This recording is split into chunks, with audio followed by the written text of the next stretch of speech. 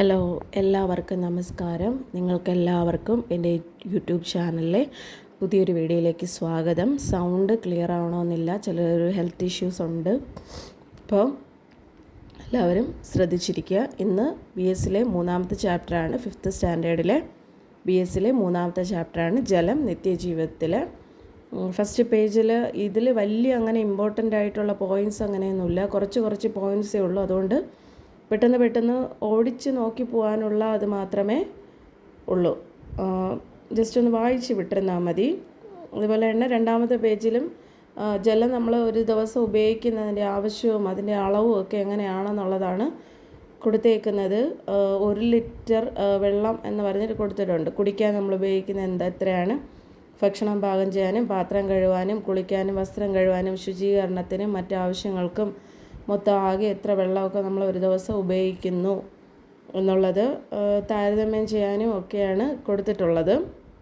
അതിലും വലിയ ഇമ്പോർട്ടൻറ്റ് പോയിൻ്റായിട്ട് ഒന്നും പറയാനായിട്ടൊന്നുമില്ല, ജസ്റ്റ് ഒന്ന് വായിച്ച് വിട്ടിരുന്നാൽ മതി. അതിൽ നമ്മൾ എക്സാം പോയിൻ്റ് ഓഫ് വ്യൂവിൽ വരുന്ന ക്വസ്റ്റ്യനായിട്ട് വരുന്ന ഒരു പോർഷനൊന്നും അതിൽ കാണാനായിട്ട് പറ്റത്തില്ല. അടുത്ത പേജ് നോക്കാം. അടുത്തെന്താണ്, ജലത്തിൻ്റെ ആവശ്യവും കുറയുന്ന ലഭ്യതയും എന്ന് പറഞ്ഞിട്ടാണ് കൊടുത്തിട്ടുള്ളത്. ജനസംഖ്യാ വർധനവും ജലമലിനീകരണത്തിൻ്റെ തോതിലുള്ള വർധനവും കാരണം ശുദ്ധജല ലഭ്യത കുറഞ്ഞു വരികയാണ്. ലോകത്തെ 200 കോടിയോളം മനുഷ്യർക്ക് ആവശ്യത്തിന് ശുദ്ധജലം ലഭിക്കുന്നില്ല എന്നാണ് കണക്കുകൾ സൂചിപ്പിക്കുന്നത്. ഈ സ്ഥിതി തുടർന്നാൽ വരും വർഷങ്ങളിൽ ജലക്ഷാമം കൂടുതൽ രൂക്ഷമാകുന്നുവെന്ന് കരുതപ്പെടുന്നു. ജലമലിനീകരണം മൂലമുള്ള രോഗങ്ങൾ കൊണ്ട് ലോകത്ത് പ്രതിവർഷം ദശലക്ഷക്കണക്കിന് ആളുകൾ മരിക്കുന്നുണ്ട്. അപ്പോൾ മനുഷ്യ ശരീരത്തിലെ ഒരു പ്രധാനപ്പെട്ട ഘടകമാണ് ജലം. മനുഷ്യ ശരീരത്തിലെ ഒരു പ്രധാനപ്പെട്ട ഘടകമാണ് എന്ത് പറയുന്നത്, ജലമെന്ന് പറയുന്നത്. എല്ലാ ശാരീരിക പ്രവർത്തനങ്ങൾക്കും ജലം എന്ത് ചെയ്യുന്നത് ആവശ്യമാണ്. തലച്ചോറ്, നമ്മുടെ ശരീരത്തിൽ ഏകദേശം ജലത്തിൻ്റെ അളവാണ് കൊടുത്തിരിക്കുന്നത്. തലച്ചോറ് എത്രയാണ്, 73% ജലമാണ് തലച്ചോറിൽ.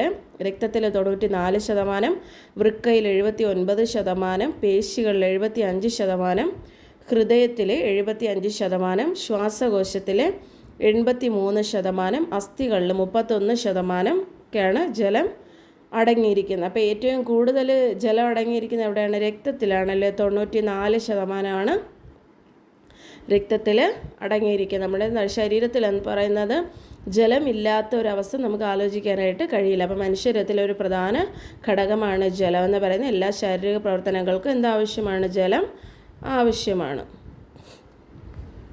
അടുത്ത പേജിൽ ജലം സസ്യങ്ങൾ എന്ത് ചെയ്യുന്നു, പ്രകാശ സംശ്ലേഷണത്തിന് ജലം ഉപയോഗിക്കും. സസ്യശരീരത്തിൻ്റെ ഘടന നിലനിർത്തുന്നതിന് ജലം ആവശ്യമാണ്. ആഗിരണം ചെയ്ത ജലവും ലവണങ്ങൾ ഇലകൾ എത്തിക്കുന്നത് ആരാണ്, ജലമാണ്. ആഹാരത്തെ ഇലകളിൽ നിന്ന് മറ്റു സസ്യഭാഗങ്ങളിൽ എത്തിക്കുന്നതും ആരാണ്, ജലമാണ്. എല്ലാ ജീവിക്കും ജീവൽ പ്രവർത്തനങ്ങൾക്ക് ജലം എന്താണ്, ആവശ്യമായിട്ടുള്ള ഒന്നാണ്. അപ്പം എല്ലാ ജീവികൾക്കും ജീവൽ പ്രവർത്തനത്തിന് എന്ത് വേണം, ജലം ആവശ്യമാണ്. നിറവും ആകൃതി നോക്കി, ഒരു കുട്ടിയുടെ പിക്ചർ കൊടുത്തിട്ടുണ്ട്. വെള്ളം എടുത്ത് വെച്ചിട്ട് പറയണം നിറവുമില്ല മണവുമില്ല, അപ്പോൾ ഇത് ശുദ്ധജലമായിരിക്കും എന്ന് പറയുകയാണ്. അപ്പോൾ ഈ അഭിപ്രായത്തോട് നിങ്ങൾ യോജിക്കുന്നുണ്ടോയെന്ന് ചോദിക്കണം. ജലത്തിന് എന്തില്ല, നിറവും ഇല്ല മണവും ഇല്ല, എങ്കിൽ മാത്രമാണോ അത് ശുദ്ധജലമായിരിക്കുന്നത് എന്നാണ് ചോദിക്കുന്നത്. അപ്പോൾ നമുക്കത് എങ്ങനെ മനസ്സിലാക്കാനായിട്ട് സാധിക്കും, നമ്മൾ ജലം എന്ത് ചെയ്യും, ടെസ്റ്റ് ചെയ്യാൻ കൊടുക്കും അല്ലേ, ശുദ്ധജലമാണോ എന്ന് അറിയാനായിട്ട്. ഇവിടെ ടെസ്റ്റ് ചെയ്തൊരു ജലത്തിൻ്റെതാണ് കൊടുത്തേക്കുന്നത്. നിറമില്ല മണമില്ല, പക്ഷെ അവിടെ എന്തുണ്ട്, ബാക്ടീരിയ ഉണ്ട് ടെസ്റ്റ് ചെയ്ത്. അപ്പോൾ ഇത് ശുദ്ധജലമാണോ, അല്ല. അത് നോക്കിക്കോ, ജലത്തിന് ആകൃതി ഉണ്ടോ എന്നാണ് അടുത്ത് ചോദിച്ചിരിക്കുന്നത്. ജലത്തിന് ആകൃതി ഉണ്ടോ എന്ന് ചോദിച്ചാൽ ഉണ്ട്, ഇല്ലെന്ന് ചോദിച്ചാൽ ഇല്ല. ജലത്തിന് അത് നിലനിൽക്കുന്ന പാത്രത്തിൻ്റെ അല്ലെങ്കിൽ അതെവിടെയാണോ സ്ഥിതി ചെയ്യുന്നത് അതിൻ്റെ ഒരു ആകൃതി ആ ജലത്തിന് എന്ത് ചെയ്യും, ഉണ്ടായിരിക്കും.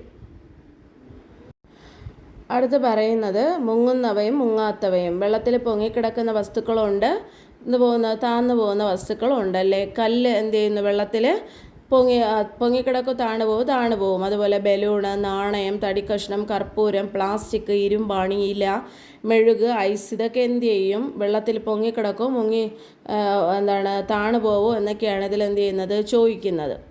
നല്ല വെയിറ്റുള്ള സാധനങ്ങളൊക്കെ എന്ത് ചെയ്യും, മുങ്ങിപ്പോവും അല്ലേ ജലത്തിൽ. അപ്പോൾ നമുക്കിതൊക്കെ ഇട്ട് നോക്കിയാലേ നമുക്ക് എന്ത് ചെയ്യാൻ പറ്റൂ, അറിയാനായിട്ട് പറ്റുള്ളൂ. നമ്മുടെ ഒരു ഊഹം അവർ ചോദിച്ചിട്ടുണ്ട്, എന്താണ് നമ്മുടെ ഊഹം എന്നുള്ളത് ചോദിച്ചിട്ടുണ്ട്. ഇതൊക്കെ വെള്ളത്തിലിടുമ്പോൾ എന്ത് സംഭവിക്കും എന്നുള്ളത്.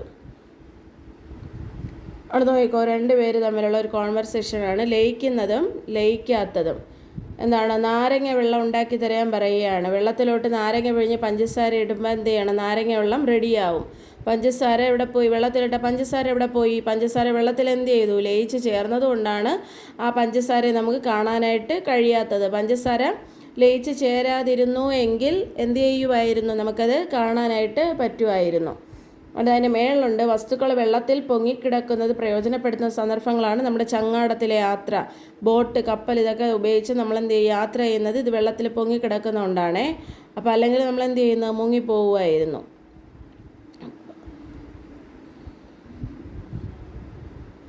അടുത്തത് നോക്കിക്കോ, ചില സാധനങ്ങൾ കൊടുത്തിട്ടുണ്ട്.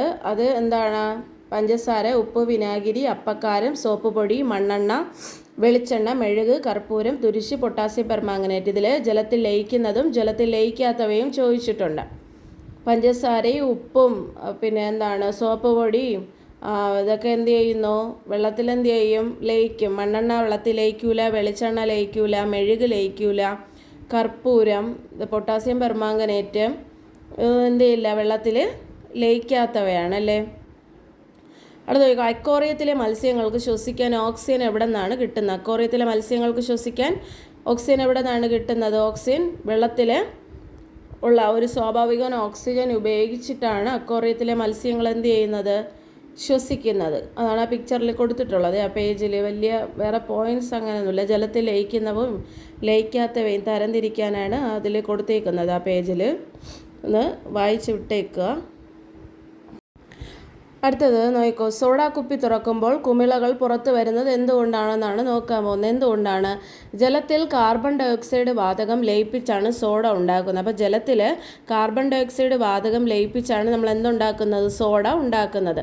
സോഡാ കുപ്പി തുറക്കുമ്പോൾ കാർബൺ ഡയോക്സൈഡ് വാതകം സ്വതന്ത്രമാകുന്നത് കൊണ്ടാണ് അതിലെന്ത് ചെയ്യുന്നത്, കുമിളകൾ ഉണ്ടാക്കുന്നത്. അപ്പോൾ നമ്മൾ എന്ത് ചെയ്യുന്നു, ഈ സോഡാ കുപ്പി തുറക്കുമ്പോൾ ഈ കാർബൺ ഡയോക്സൈഡ് വാതകം എന്ത് ചെയ്യും, സ്വതന്ത്രമാവും.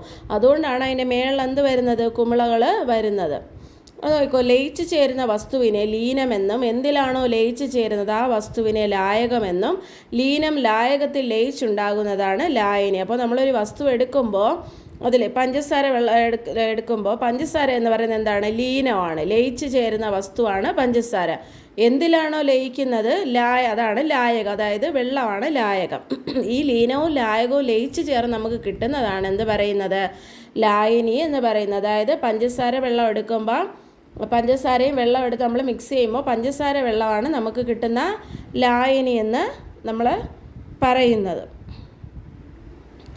അടുത്ത് നോക്കാം, ജലത്തിന് നിരവധി വസ്തുക്കളെ ലയിപ്പിക്കാൻ കഴിവുണ്ട്. അതിനാൽ ജലത്തെ സാർവിക ലായകം എന്ന് പറയുന്നു. അപ്പോൾ ജലത്തിന് നിരവധി വസ്തുക്കളെ ലയിപ്പിക്കാനുള്ള എന്തുണ്ട്, കഴിവുണ്ട്. അതുകൊണ്ട് തന്നെയാണ് ജലത്തെ എന്ത് പറയുന്നത്, സാർവിക ലായകമെന്ന് പറയുന്നത്. സാർവിക ലായകം ഏതാണെന്ന് എക്സാമുകൾക്ക് ചോദിച്ചിട്ടുണ്ട്. യൂണിവേഴ്സൽ സോൾവെൻറ്റ് ഏതാണ്? യൂണിവേഴ്സൽ സോൾവെൻറ്റ് അല്ലെങ്കിൽ സാർവിക ലായകം എന്ന് പറയുന്നത് ഏതാണ്? ജലമാണ്. കാരണം എന്താണ്, ജലത്തിന് നിരവധി വസ്തുക്കളെ അതിൽ ലയിപ്പിച്ച് ചേർക്കുന്നതിനുള്ള കഴിവ് ജലത്തിനുണ്ട്. അതുകൊണ്ടാണ് ജലത്തെ സാർവിക ലായകം അല്ലെങ്കിൽ യൂണിവേഴ്സൽ സോൾവെൻ്റ് എന്ന് പറയുന്നത്. അടുത്ത നോക്കാം, ജലം പല രൂപത്തിൽ എന്താണ്, ഐസ് ഉണ്ടാകുന്നത് എങ്ങനെയാണ്? വെള്ളത്തിൻ്റെ ഖരാവസ്ഥയാണ് ഐസ് എന്ന് പറയുന്നത്. നമ്മൾ വെള്ളത്തിൻ്റെ ഖരാവസ്ഥയാണ് നമ്മൾ എന്ത് പറയുന്നത്, ഐസ് എന്ന് പറയുന്നത്. ദ്രാവക അവസ്ഥ എന്ന് പറയുന്ന വെള്ളമാണ്. വാതക അവസ്ഥ എന്ന് പറയുന്നത് ഏതാണ്, വേപ്പറാണ് അല്ലേ, വേപ്പറൈസേഷനാണ് വാതകാവസ്ഥ എന്ന് പറയുന്നുണ്ട്. ഒരു പാത്രത്തിൽ വച്ചിരിക്കുന്ന ഐസ് എന്താണ്, ഐസ് അതുപോലെ ഇരിക്കുന്നു. ചൂടാക്കുമ്പോൾ എന്ത് ചെയ്യും, അത് വെള്ളമാവും. പാത്രത്തിലെ വെള്ളം തിളയ്ക്കുമ്പോൾ അതെന്താവും, നീരാവിയാവും. വെള്ളം തിളച്ച ശേഷം പാത്രത്തിൻ്റെ അടപ്പിൻ്റെ അടിഭാഗം നോക്കിയാൽ എന്ത് ചെയ്യും, വെള്ളത്തുള്ളികൾ പറ്റിയിരിക്കും. ഇതാണ് നീരാവി എന്ന് പറയുന്നത്. അടുത്ത നോക്കാം, ചൂട് വഹിക്കാൻ വെള്ളത്തിനുള്ള കഴിവ് പല സന്ദർഭങ്ങളിൽ നാം പ്രയോജനപ്പെടുത്തുന്നത്. എന്താണ്, അരി വേവിക്കുന്നതിന്, ഭക്ഷണ സാധനങ്ങൾ വേവിക്കുന്നതിനൊക്കെ നമ്മൾ എന്ത് ചെയ്യുന്നു, ഇതുപോലുള്ള സന്ദർഭങ്ങൾ നമ്മൾ ഉപയോഗിക്കുന്നുണ്ട്. പിന്നെ എന്താണ്, നനഞ്ഞ തുണി ഉണങ്ങുമ്പോൾ തുണിയിലെ ജലാശയം എന്ത് ചെയ്യും, വേപ്പറൈസായി പോകും അല്ലേ. ഒരു ദ്രാവകത്തിൻ്റെ ഉപരിതലത്തിൽ നിന്ന് ചെറുകണികകൾ ചുറ്റുപാടിലേക്ക് വ്യാപിക്കുന്നതിനെയാണ് ബാഷ്പീകരണം അല്ലെങ്കിൽ വേപ്പറൈസേഷൻ എന്ന് പറയുന്നത്. ഒരു ദ്രാവകത്തിൻ്റെ ഉപരിതലത്തിൽ നിന്ന് ചെറുകണികകൾ ചുറ്റുപാടിലേക്ക് വ്യാപിക്കുന്നതിനാണ് എന്ത് പറയുന്ന, ബാഷ്പീകരണം എന്ന് പറയുന്നത്. ചൂടാക്കുമ്പോൾ ബാഷ്പീകരണത്തിൻ്റെ തോത് വർദ്ധിക്കുന്നു. ബാഷ്പീകരണം എല്ലാ താപനിലയിലും സംഭവിക്കുന്നു. ഖരം, ദ്രാവകം, വാതകം എന്നീ 3 അവസ്ഥകളിലും പ്രകൃതിദത്തമായി കാണപ്പെടുന്ന ഏക പദാർത്ഥമാണ് ജലം. അപ്പോൾ ചൂടാക്കുമ്പോൾ എന്ത് ചെയ്യും? ഈ ബാഷ്പീകരണത്തിൻ്റെ അളവ് കൂടും. ബാഷ്പീകരണം എല്ലാ താപനിലയിലും എന്ത് ചെയ്യും? സംഭവിക്കും. ഖരം, ദ്രാവകം, വാതകം എന്നീ 3 അവസ്ഥകളിലും പ്രകൃതിദത്തമായി കാണപ്പെടുന്ന ഏക പദാർത്ഥമാണ് എന്ത് പറയുന്നത്? ജലമെന്ന് പറയുന്നത്. അപ്പോൾ വേപ്പറൈസേഷനും ഇതൊക്കെ മനസ്സിലായല്ലോ. ജലത്തിന് 3 അവസ്ഥകളുണ്ട്. ഖരം, ദ്രാവകം, വാതകം എന്നീ 3 അവസ്ഥകളിലും പ്രകൃതിദത്തമായിട്ട് കാണപ്പെടുന്ന ഒരു പദാർത്ഥമാണ് എന്ത് പറയുന്നത്? ജലമെന്ന് പറയുന്നത്. അടുത്ത് നോക്കാം. വിധാനം പാലിക്കുന്നു എന്ന ജലത്തിൻ്റെ ഒരു സവിശേഷതയാണ്. ജലത്തിൻ്റെ മറ്റൊരു സവിശേഷത എന്ന് പറയുന്നത് അത് എന്ത് ചെയ്യുന്നു? വിധാനം പാലിക്കുന്നു എന്ന് വെച്ചാൽ അതിന് നിരപ്പ് പാലിക്കുന്നു. അടുത്ത ജലസ്രോതസ്സുകൾ. ജലസമൃദ്ധമായ ഒരു ഗ്രഹമാണ് ഭൂമി എന്ന് പറയുന്നത്. നമ്മുടെ ഭൂമി എന്താണ്? നീല നിറത്തിൽ കാണുന്നത് തന്നെ എന്താണ് പറയുന്നത്? ജലഗ്രഹം എന്നാണ് ഭൂമിയെ പറയുന്നത്. അപ്പോൾ ജലസമൃദ്ധമായ ഒരു ഗ്രഹമാണ് ഭൂമി. ഭൂമിയുടെ കൂടുതൽ ഭാഗം എന്താണ്? കടലാണ്. കുറച്ച് ഭാഗം മാത്രമാണ് കരയുള്ളത്. അപ്പോൾ വലിയ അളവിൽ ലവണങ്ങൾ ലയിച്ചു ചേർന്നത് കൊണ്ട് കടൽ വെള്ളം ദൈനംദിന ആവശ്യങ്ങൾക്ക് ഉപയോഗിക്കാനായിട്ട് സാധിക്കില്ല. അപ്പോൾ ഭൂമിയിൽ കടൽ ജലം കൂടുതലുണ്ടെങ്കിലും വലിയ അളവിൽ ലവണങ്ങൾ ലയിച്ചു ചേർന്നിട്ടുള്ളത് കൊണ്ട് തന്നെ എന്ത് ഉപയോഗിക്കാൻ പറ്റില്ല? കടൽ വെള്ളം നമുക്ക് ദൈനംദിന ആവശ്യങ്ങൾക്ക് ഉപയോഗിക്കാനായിട്ട് സാധിക്കില്ല. കുടിക്കാനോ നമ്മുടെ ഭക്ഷണങ്ങൾ പാകം ചെയ്യാനോ തുണിയൊക്കെ നനയ്ക്കാനോ ഒന്നും നമുക്ക് എന്ത് ചെയ്യാൻ പറ്റില്ല? കടൽ വെള്ളം നമുക്ക് ഉപയോഗിക്കാനായിട്ട് സാധിക്കില്ല. കാര്യം എന്താണ്? അതിൽ കൂടിയ അളവിൽ ലവണം ലയിച്ച് ചേർന്നിട്ടുണ്ട്. കാരണം അതിനെന്താണ്? ഉപ്പ് രസമാണ് ആ വെള്ളത്തിന്. അതുകൊണ്ട് തന്നെ നമുക്ക് നമ്മുടെ ദൈനിക ആവശ്യത്തിനൊന്നും ഈ കടൽ ജലം നമുക്ക് എന്ത് ചെയ്യാൻ പറ്റില്ല? ഉപയോഗിക്കാനായിട്ട് സാധിക്കില്ല. അടുത്ത നോക്കാം. ജലത്തുള്ളിക്ക് പറയാനുള്ളത്. ജീവജാലങ്ങൾക്ക് ഞങ്ങളില്ലാതെ ജീവിക്കാനാവില്ല. അപ്പോൾ ജലം പറയാണ് ജീവജാലങ്ങൾക്ക് ഞങ്ങളില്ലാതെ എന്ത് ചെയ്യാൻ പറ്റില്ല? ജീവിക്കാനായിട്ട് സാധിക്കില്ല.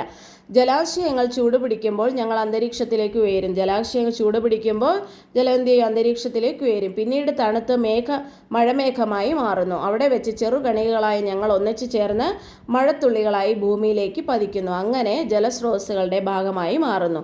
അപ്പോൾ ഇങ്ങനെയാണ് എന്ത് ചെയ്യുന്നത്? മഴത്തുള്ളികൾ അല്ലെങ്കിൽ മഴത്തുള്ളികളിലൂടെയാണ് എന്ത് ചെയ്യുന്നത്? ഇവ ജലസ്രോതസ്സുകളായിട്ട് ഭൂമിയിലോട്ട് പതിക്കുന്നത്. അങ്ങനെയാണ് ഇവ എന്ത് ചെയ്യുന്നത്? ജലസ്രോതസ്സിൻ്റെ ഭാഗമായിട്ട് മാറുന്നതെന്നാണ് പറയുന്നത്.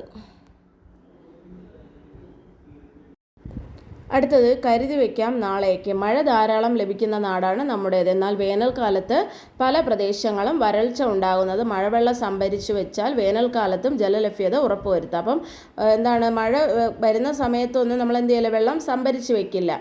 അങ്ങനെയാണ് നമുക്ക് എന്ത് ചെയ്യുന്നത്? വരൾച്ച ഉണ്ടാകുന്നത്. എങ്ങനെയൊക്കെ നമുക്ക് വെള്ളം സംഭരിക്കാൻ പറ്റും? മഴവെള്ള സംഭരണി ഉണ്ടാക്കാം, തടയണ ഉണ്ടാക്കാം, പിന്നെ എന്ത് ചെയ്യാം? കയ്യാല കെട്ടിവെക്കാം, പിന്നെ കിണർ റീചാർജിങ്, ഇതൊക്കെ ചെയ്യാൻ പറ്റും. അപ്പോൾ ശുദ്ധജലം അമൂല്യമാണത് പാഴാക്കരുത്. ഈ ചാപ്റ്ററിൽ ഇത്രയാണുള്ളത്. അപ്പോൾ ആദ്യമായിട്ട് ചാനൽ കാണുന്നവരുണ്ടെങ്കിൽ ഒന്ന് സബ്സ്ക്രൈബ് ചെയ്യുക, ലൈക്ക് ചെയ്യുക, ഷെയർ ചെയ്യുക, ബെൽ ബട്ടൺ കൂടി പ്രസ് ചെയ്യുക. എന്നാൽ മാത്രമേ ഞാനിടുന്ന വീഡിയോസ് നിങ്ങൾക്ക് നോട്ടിഫിക്കേഷനായിട്ട് കിട്ടുകയുള്ളൂ. അപ്പോൾ അടുത്ത ചാപ്റ്ററുമായിട്ട് അടുത്ത ദിവസം കാണാം. താങ്ക്